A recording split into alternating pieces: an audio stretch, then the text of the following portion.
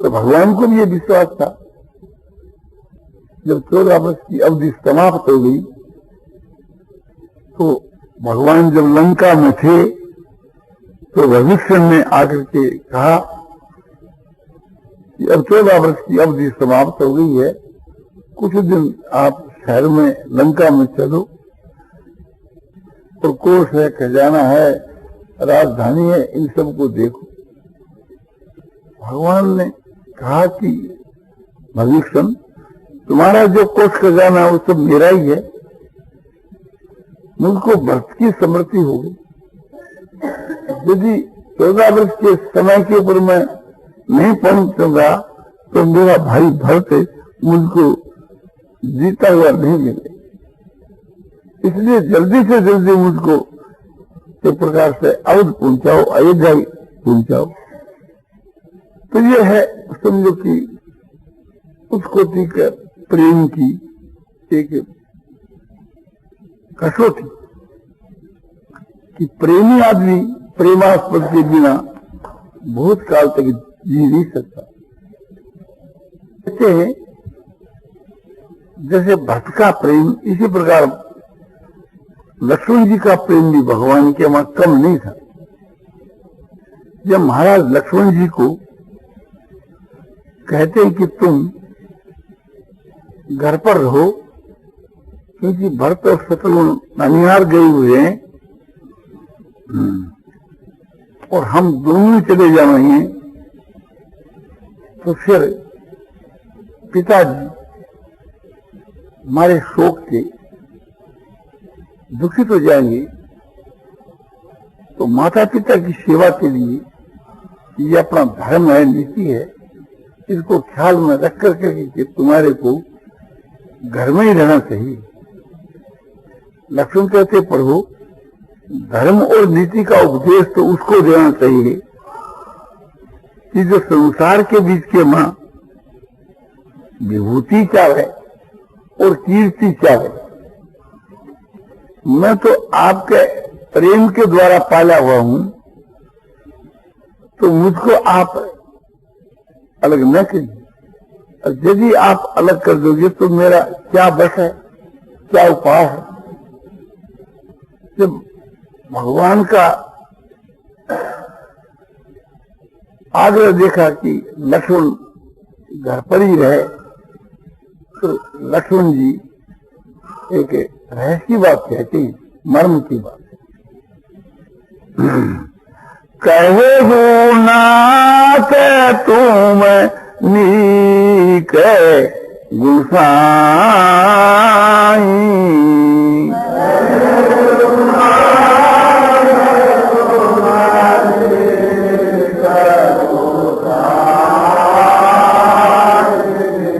लागे हूँ मोगी मोरी कदराई,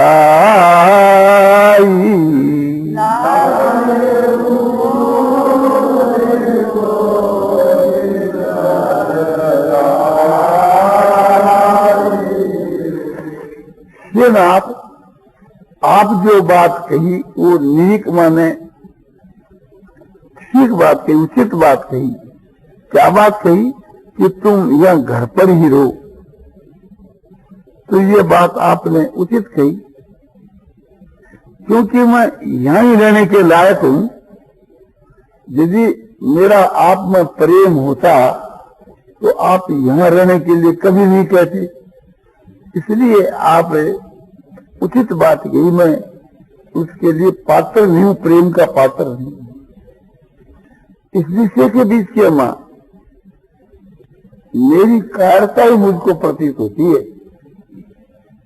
कायरता क्या कि मुझ में ऐसी सूरवीरता नहीं है, जो आप मुझको छोड़ करके चले जाओगे तो आपके वियोग में मैं देह में अपना व्याकुल होकर के मर जाऊंगा।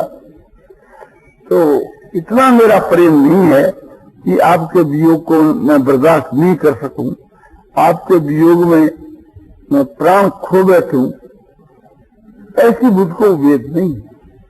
यदि वास्तव के मेरा इतना प्रेम होता कि आपके वियोग में मेरे प्राण नहीं रहेंगे तो आप मुझको कभी छोड़ करके नहीं जाते, किंतु इस विषय के बीच के मां मैं कायर हूं, आपका कोई दोष नहीं है, मेरे में कायरता है, मैं पात्र नहीं। तो भगवान ने सोचा ये एक प्रकार से राम खो बैठेगा तो इसको साथ में ले लो। कहा भैया अच्छा तुम चलो हमारे साथ में, किंतु माता सुमित्रा का हुक्म दे। माता सुमित्रा जो है वो तो भगवान के मां बहुत ही प्रेम रखती थी। उसने तो सोचा कि जब मेरा लड़का भगवान की सेवा के लिए उनके साथ में जाता है तो हमारा अहोभाग्य, वो अपने को समझो कि मैं पुत्रवती हूं कि जो मेरा भक्त भगवान का भक्त है, मेरा पुत्र भगवान का भक्त है, तो मैं वास्तव में पुत्रवती हूं।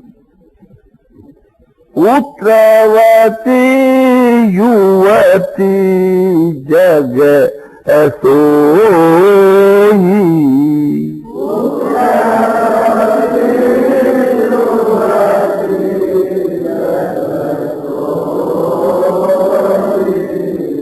रघुवर भक्त जासु सुत होई।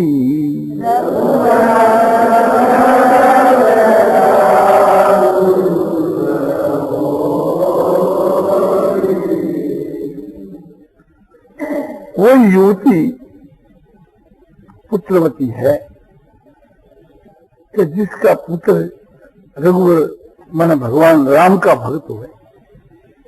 नहीं तो समझो कि गाय भैंस की जो दशाई जा गई तो कितना ऊंचा भार।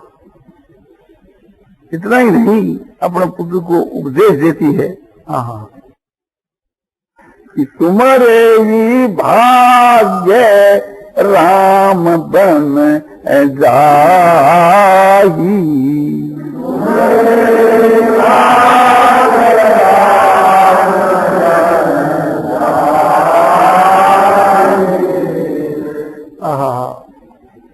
दूसर हेतु तात कछु उलाही।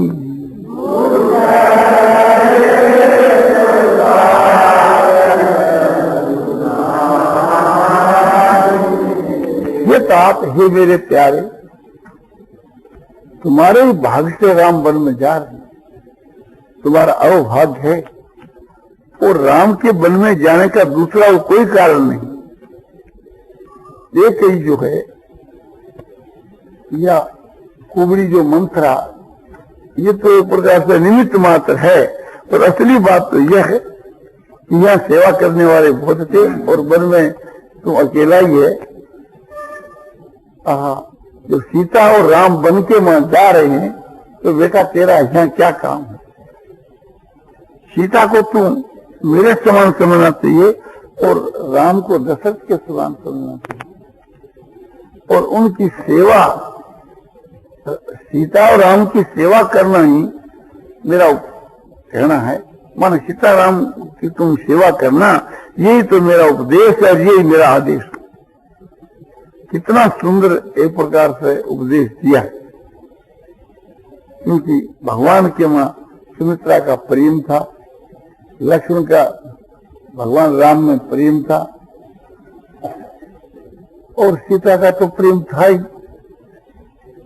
सीता को भगवान उपदेश देते हैं कि हे सीता, तुम हट मत करना, हट का नतीजा अच्छा नहीं होता है, तुम अपने घर के ऊपर ही रहे। वन के बीच के मां बहुत भारी कलेश है। वन के मां सर्दी पड़ती है, गर्मी पड़ती है, हवा चलती है, वर्षा बरसती है, ऋतु के अनुसार ये सभी बातें होती है। और वहां जो है वृक्षों के नीचे रहना पड़ता है। खाने के लिए कंदमूल फल मिलते हैं तो कभी मिलते हैं, कभी नहीं मिलते। और वहां स्त्रियों को चुराने वाले राक्षस लोग घूमते रहते हैं। अनेक प्रकार के वन के वहां कलेश हैं। सीता ने कहा कि प्रभु, आपने वन के वहां जितने कलेश बतलाए वे सब मिलकर के आपके वियोग के मुकाबले में कुछ भी नहीं। भोग रोग सम भूषण भारू,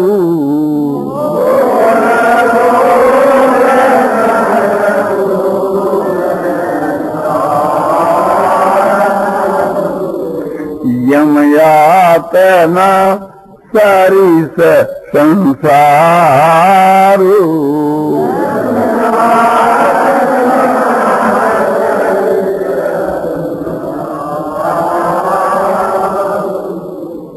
संसार के जितने जो भोग हैं, विषय भोग, ये तो सब रोग है।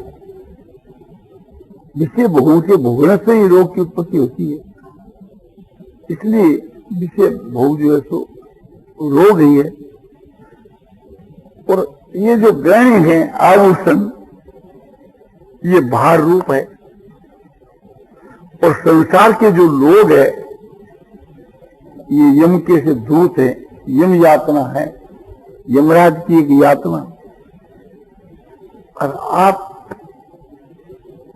कहते हो कि तू सुकुमारी है और वन के मां कुछ कंटक दादी है, तो मैं तो राजकुमारी हूं और आप राजकुमार नहीं हो। जब आप परिश्रम करके आओगे तो मैं आपके चरणों को दाद करके आपके परिश्रम का हरण करूंगी। और ये आपकी दासी रात्रि के समय आपके चरणों में लौटेगी। आपका मुखारबिंद तो मैं देख देख करके चकोर पक्षी के माफक मुग्ध होंगी। तब क्या मुझको कोई प्रकार का कलेश रहेगा? इस प्रकार से कह करके अंत में कहती है कि जब आप मुझको छोड़ने की बात कहते हो, इसको सुनकर के मैं बर्दाश्त करती हूं, तो ये मेरे लिए एक प्रकार से शर्म की बात है, दुख की बात है। ऐसे वो वचन कठोर सुनी, जो न हृदय बिलगान।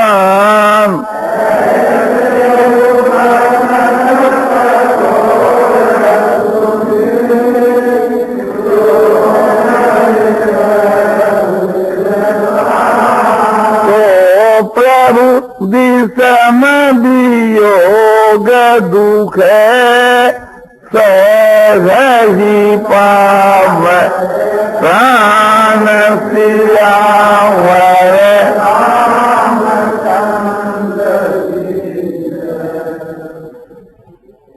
आप बार बार जो है यहाँ रहने के लिए कह रहे हो, तो आप के वियोग के वचनों को सुनकर के जो हमारे लिए बड़े कठोर हैं, पतिव्रता स्त्री के लिए पति के वियोग की बात बड़ी कठोर है। ऐसे वचनों को सुनकर जब मेरा हृदय फटता नहीं है, तो मेरा हृदय कोई बजर का है। तो इससे मुझको ये मालूम होता है कि आप मुझको छोड़ करके जाओगे और मैं संसार के वहां तो जीती रहूंगी। तो आपके विषम वियोग की यंत्रणा, विषम वियोग का जो दुख है, ये पामर प्राण सहन करेंगे। माने मेरे प्राण निकलेंगे नहीं, मैं मरूंगी नहीं। ये सुनकर के भगवान ने सोचा कि तुम्हारे वियोग में ये प्राणों का त्याग करते, तो भगवान उनको साथ ही ले गई। तो अपना जो प्रेमास्पद जो है और उस प्रेमास्पद का जो वियोग है, वो प्रेमी के लिए मरने के तुल्य है। तो इस बात का जो रहस्य प्रेमी जान सकता है। प्रेमास्पद को देख देख करके प्रेमी जीता है। मुग्ध होता है, उनका दर्शन करके, स्पर्श करके, वार्तालाप करके, चिंतन करके। तो भगवान में प्रेम बढ़ाने के लिए अपना जो इष्ट देव का जो स्वरूप है, चाहे भगवान श्री राम का हो, चाहे भगवान श्री कृष्ण का हो, चाहे भगवान श्री विष्णु का हो, चाहे भगवान शिव का हो, अपना जो इष्ट देव है प्रभु के स्वरूप का ध्यान करके ध्यानावस्था के बीच के मां भगवान से वार्तालाप कर ली, उनके चरणों का स्पर्श करना, नेत्रों से उनका दर्शन करना, कानों से उनके प्रेम भरे वचनों को श्रवण करना, दर्शन भाषण स्पर्श कर करके मुग्ध होना। क्योंकि भगवान के जो दर्शन भाषण स्पर्श और वार्तालाप है, मानसी भी क्यों नहीं हो, वो रसमय है, अमृतमय है, प्रेममय है। भगवान का जो स्पर्श है वो हाथों के लिए अमृत के समान, भगवान का जो वचन है वो कानों के लिए अमृत के समान, भगवान के वहां जो दिव्य गंध है वो नासिका के लिए अमृत के समान, भगवान का जो दर्शन है वो नेत्रों के लिए अमृत के समान, सभी समझो कि एक अमृत के समान अमृतमय है, आनंदमय है। भगवान का दर्शन भाषण स्पर्श वार्तालाप सब बहुत ही मधुर है। भगवान की जो मूर्ति है, इस वास्ते उसको माधुरी मूर्ति कहते हैं। उनकी सारी चेष्टा ये सब मधुर है। भगवान की लीला भी मधुर, भगवान का स्वरूप भी मधुर, भगवान की वाणी भी मधुर, भगवान के गुण भी मधुर, भगवान का नाम भी मधुर। इस प्रकार से थी जो अनुभव करता है वो भला भगवान के बिना कैसे जी सकता है। वो भगवान के बिना भगवान क्षण भर भी नहीं रह सकता, वियोग को बर्दाश्त नहीं कर सकता, और भगवान भी उसके वियोग को बर्दाश्त नहीं कर सकते। पर प्रेम के बढ़ने से जब भगवान मिल जाते हैं तब तो वो सदा ही भगवान के निकट रहता है, और मिलने के बाद जब भी भगवान अंतर्धान हो जाते हैं, भगवान का भक्त तो भगवान को छोड़ करके कहीं जा सकता ही नहीं, किंतु भगवान उसको छोड़ करके अंतर्धान हो जाए तो मन से उसे दूर नहीं होते, और फिर प्रत्यक्ष न मिलने पर विरह की व्याकुलता के बीच के मां उसकी एक गोपियों के जैसी दशा हो जाती है। और विरह की व्याकुलता के मां रुक्मिणी जी की भी दशा बेदशा हो गई थी। जब शिशुपाल जाने के लिए आया पर भगवान समय पर नहीं पहुंचे तो वह एकदम व्याकुल होकर के विलाप कर रही है। पर भगवान ने सोचा कि एक प्रकार से वो प्राण खो बैठेगी, तो उसी वक्त भगवान रथ लेकर के रुक्मिणी के पास पहुंचे और रथ में बैठा करके अपने ले आए। तो भगवान में जिनका अतिशय प्रेम हो जाता है, अनन्य प्रेम हो जाता है, विशुद्ध प्रेम हो जाता है, फिर भगवान से रहा नहीं जाता, उसी क्षण भगवान प्रकट हो जाते हैं। तो सब संसार से प्रेम हटा करके हम लोगों को केवल भगवान के मां प्रेम करना चाहिए, और वो प्रेम हमारा विशुद्ध प्रेम होना चाहिए, निष्काम प्रेम होना चाहिए। भगवान के मिलने की इच्छा, भगवान के मां प्रेम जब होता है तो फिर भगवान उसी वक्त प्रकट हो जाते हैं। भगवान के मिलने के साथ के बीच में भक्त लोग कहते हैं कि उसको इतना आश्चर्य होता है, इतना आनंद होता है कि वो उसको अपने संभाल नहीं सकता, उसको इसलिए आश्चर्य होता है कि वो कहाँ तो भगवान में काम है, क्या भगवान वास्तव में प्रकट हो गए। और ये होता है कि मैं एक तुच्छ और भगवान इतने उच्च कोटि के महापुरुष है, बड़ा आश्चर्य होता है। और आनंद की भी सीमा नहीं रहती। आश्चर्य ये होता है कि क्या वास्तव के वहां भगवान ही मुझको मिल रहे हैं। ये कोई एक प्रकार से मुझको कोई भ्रम तो नहीं हो गया, ये कोई स्वप्न तो मैं नहीं देख रहा हूं। बड़ा भारी आश्चर्य होता है और इतना आनंद होता है, इतना आनंद होता है कि उसकी सीमा नहीं रहती। उसके नेत्रों की पलक एकदम नहीं लगती, वो एक तक देखता रहता है।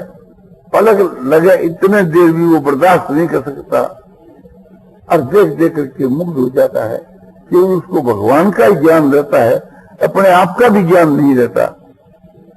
ऐसी उसकी दशा बेदशा हो जाती है। फिर जब अपने को संभालता है तो एक प्रकार से इतना मुग्ध हो जाता है कि उसकी कोई बात भी पैदा नहीं होती, क्योंकि सारे श्रम से नाश हो जाते हैं, सारे पापों का नाश हो जाता है और वह मंत्र मुग्ध की माफक भगवान को देखता रहता है और भगवान उसको देखते रहते हैं। तो भगवान क्या वस्तु है, इस तत्व रहस्य को हम समझ जाएं तो फिर भगवान के बिना हम जी नहीं सकते, रह नहीं सकते, उसके वियोग को हम बर्दाश्त नहीं कर सकते।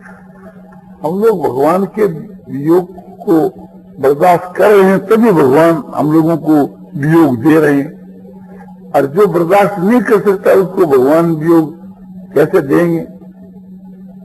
भगवान का समझो कि अधिकार ही नहीं है कि उसको वियोग देवें, ये न्याय भी नहीं है।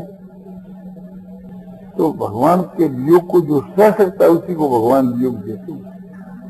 तो हम लोग एक प्रकार से भगवान के प्रेम के तत्व को नहीं समझते, प्रेम के रहस्य को नहीं समझते, नहीं तो हम कैसे जी सकते भगवान के बिना। पुरुष भगवान के लिए अपने आप को समर्पण कर देता है, भगवान उसके लिए अपने आप को समर्पण कर देता है। जो इस तत्व को समझता है वो तो भगवान का ही होकर रहता है और ये समझता है कि संसार के बीच के मां भगवान ही हमारा है, भगवान के समान और कोई है ही नहीं। भगवान के समान हमारा प्यारा कोई नहीं है, हितैषी कोई नहीं है, अपना कोई नहीं है। उमा राम सम ही तू जग माही,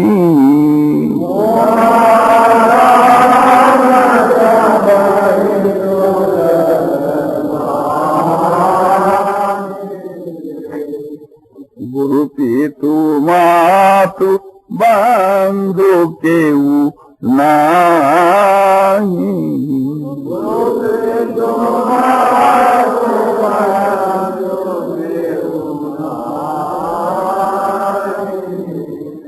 हे उमा, शिव जी कहते हैं कि राम के समान हित करने वाला दुनिया में कोई भी नहीं है। माता पिता गुरु बंधु संसार के मां भगवान के समान कोई है ही नहीं। सुरनर मुनि सबकी यही रीति,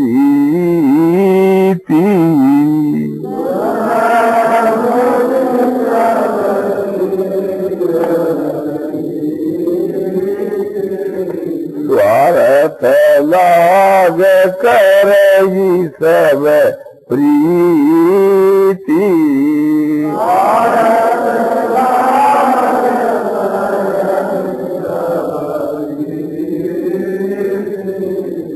सुर जो देवता है, नर जो मनुष्य है, मुनि जो तपस्वी हैं, सबकी यही रीति है कि स्वार्थ को लेकर के सब कोई प्रीति करते हैं और स्वार्थ का त्याग करके तो केवल एक भगवान ही है जो प्रेम करते हैं। और दूसरा है उन ऋषि महापुरुषों में भक्तों के बीच में, तो उस कोटि का जो भगवत प्राप्त पुरुष जो है वो है। इस दो को छोड़ करके तीसरा और कोई दुनिया के वह नहीं। नारायण नारायण